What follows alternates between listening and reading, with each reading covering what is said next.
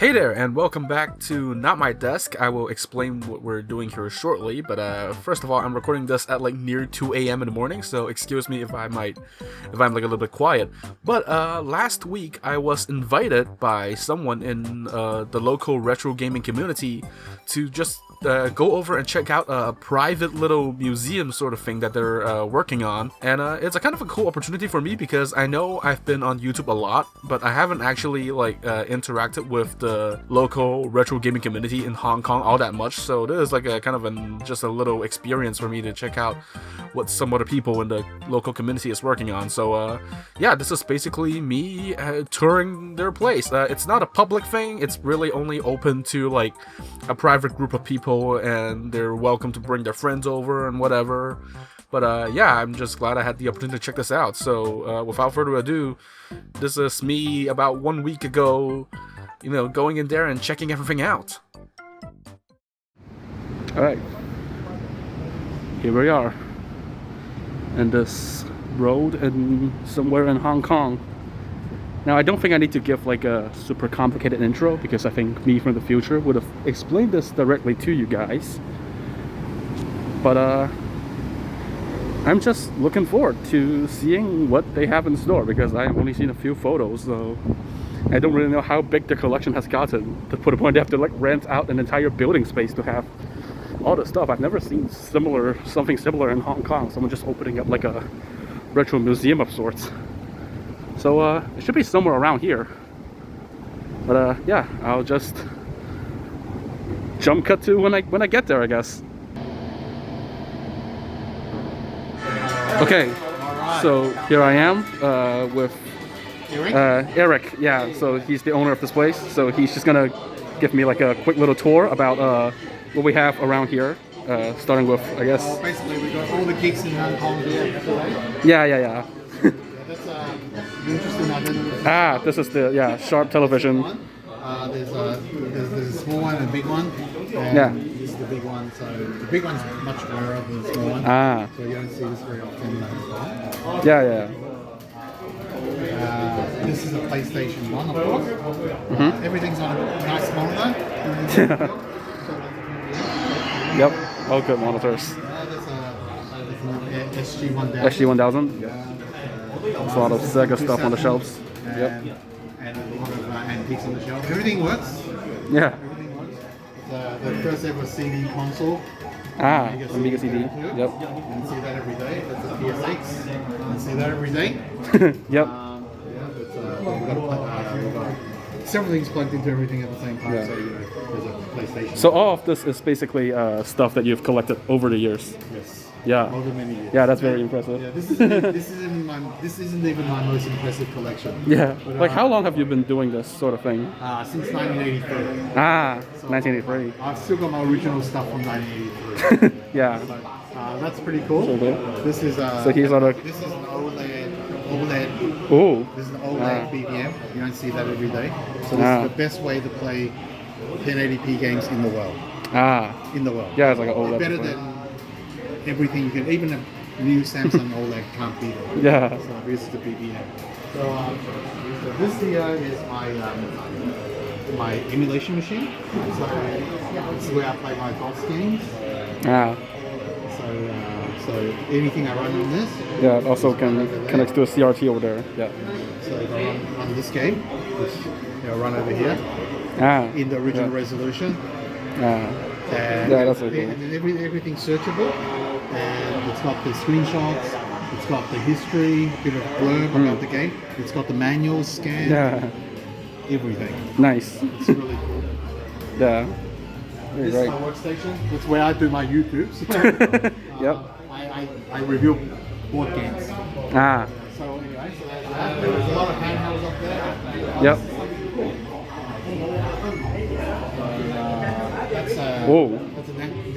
That's a Net Yarose. Yeah, I've heard of that one.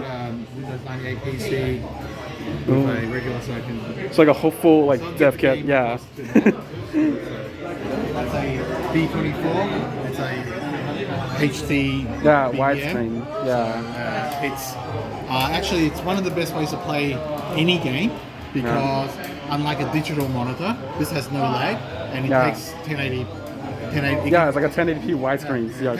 1080i. 1080i, right? 720. Yeah. So you can play Call of Duty on it, and you have no lag. Yeah. Obviously, they play on the Neo Geo. Eric, is this the PC engine running? Huh? Is that PC engine running on that one? I think it's a Jaguar. Somebody's turned on my Jaguar. Really? Yeah, it is the Jaguar. That's a Jaguar. And it's NES. There's a Neo PC Geo. engine down there. Apparently, this became a dentist thing. Somebody took the mold from it and made dentist equipment from it. So it's a total failure, but the games are pretty cool. There's a Vectrex, there's a Virtual Boy. Yep, it's a Vectrex. Pretty much everything, and everything up there should work. Yeah. So I can grab it down and play it when I want. Yeah, yeah. Even the Panasonic Coupe, that's pretty rare. Yep. This is like the computer area. Good area. Yeah. So a lot of like PC games. PC games. There's a Sharp X680, Yeah. 8000.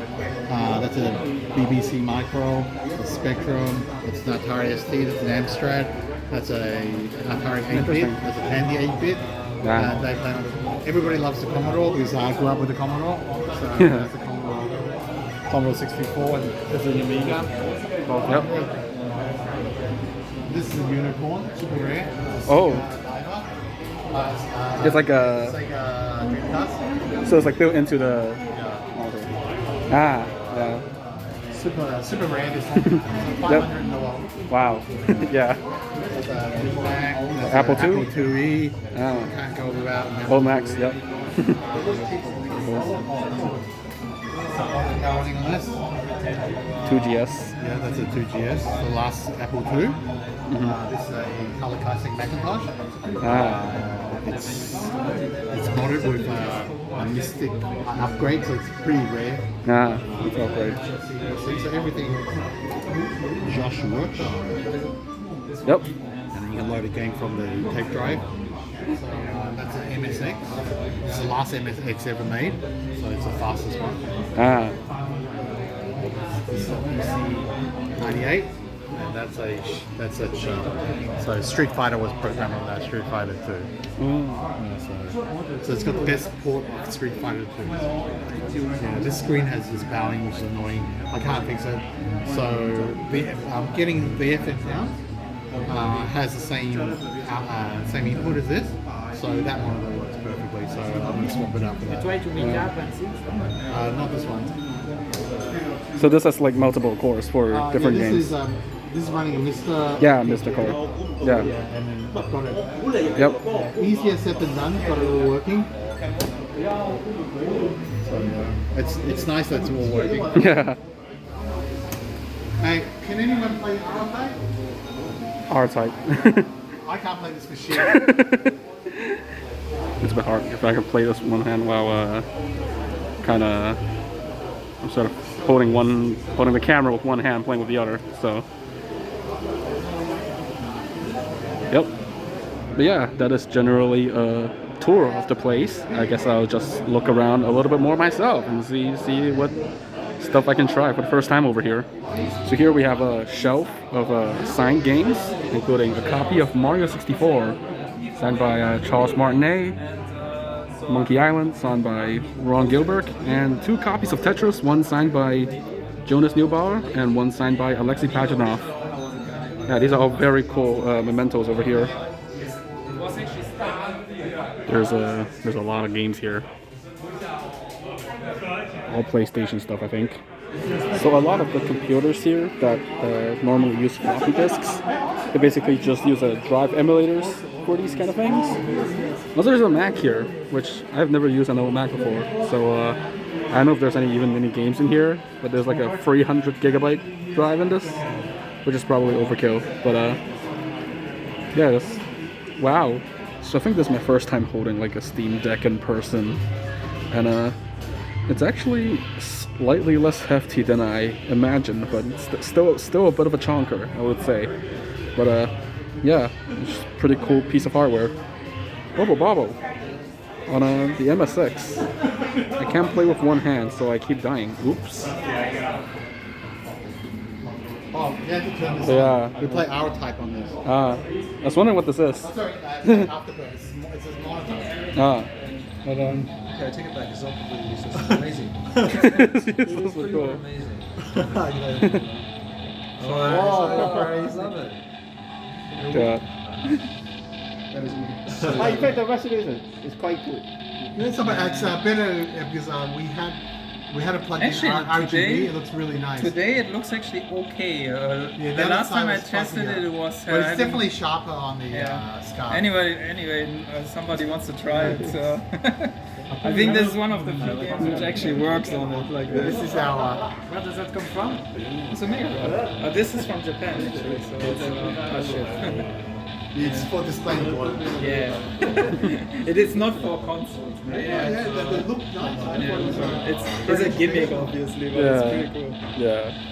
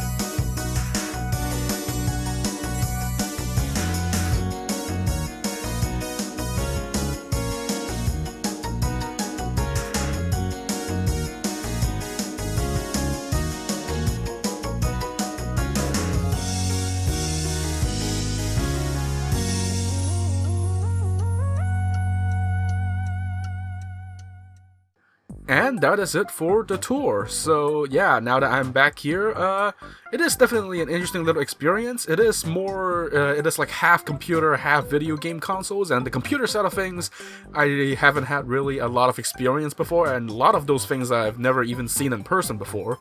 So this is definitely kind of like an eye-opening experience for me in that regard. But yeah, I hope you guys also enjoyed seeing this little tour. I might be, maybe in the future, I might possibly be back to do other kinds of things and take a look at other similar events that the local retro gaming community is also cooking up. So yeah, hope you enjoyed this little quick look at, not really a quick look, but hope you enjoyed this tour of this interesting little place, and I will see you guys next time whenever there's another interesting topic. So stay safe and take care.